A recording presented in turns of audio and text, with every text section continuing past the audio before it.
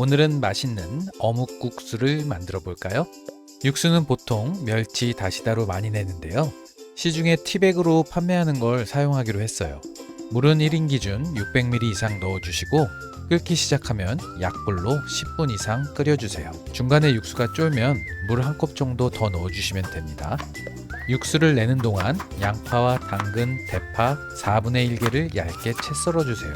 칼칼한 맛을 원하시면 청양고추도 얇게 썰어주세요. 대파는 미리 썰어놓은 게 있었고 어머니가 매운 게 싫으시다고 하셔서 저는 양파와 당근만 썰었어요. 오늘의 메인 재료 어묵도 마찬가지로 얇게 썰어주세요. 제가 먹어보니까요, 얇을수록 좋은 것 같았어요. 국수랑 같이 후루룩 쩝쩝이 되는 게 더 좋았던 것 같습니다. 영상에서는 내장을 준비했는데 1인 기준 2장 정도가 적당해 보였습니다. 하지만 많이 먹고 싶으시면 많이 넣으셔도 됩니다. 이제 양념장을 만들 건데요. 썰어놓은 대파를 넣고 1인 기준 간장 2스푼, 고춧가루 반 스푼, 참기름 1스푼, 설탕 반 스푼에서 1스푼, 통깨, 다진 마늘 1스푼을 넣고 잘 섞어주세요. 집에 매실청이 있다면 저처럼 설탕 대신 1~2스푼 넣어주세요. 더 맛있어집니다. 마찬가지로 여기에 청양고추를 넣으면 매콤한 맛이 추가됩니다. 팔팔 끓은 육수에 어묵과 재료를 다 넣고 끓여주세요. 티백은 건져내고 어묵이 잘 익으면 육수 준비는 끝이 납니다. 드실 때 양념장을 넣어서 드시면 되는데요.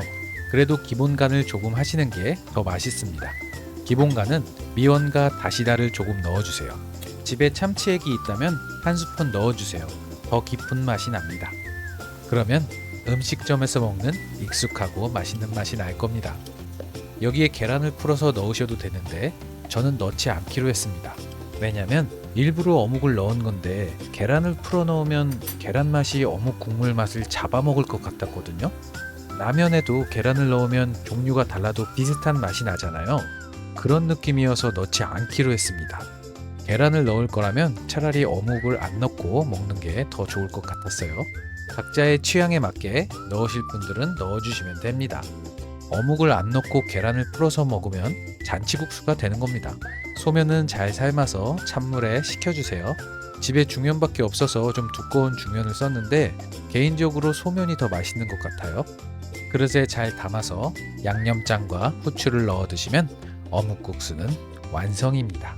저는 오늘도 이렇게 한 끼를 성공했습니다. 지금까지 루크의 한 끼 식탁이었습니다. 또 놀러오세요.